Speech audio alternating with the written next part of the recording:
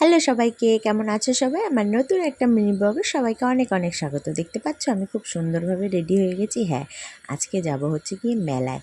আমি কুহুর পাপা বললো চলো, কাছেই মেলা এসেছে, আজকে একটু ঘুরে আসি। তাই জন্য আমি রেডি হয়ে গেছি। কেমন লাগছে অবশ্যই কমেন্টে জানিও কিন্তু। এইদিকে দেখো, মেলায় না গিয়ে চলে আসলাম বিরিয়ানি খেতে। আর বলো না, মেলাটা খুবই ছোট, জাস্ট একবার ঘুরেই মেলা শেষ।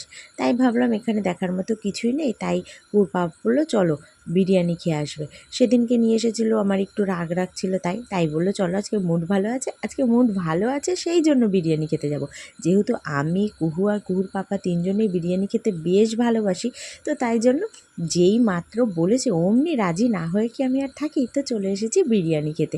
তো আজকে নিয়েছিলাম চিকেন বিরিয়ানি। বিরিয়ানিটা খুব সুন্দর ছিল।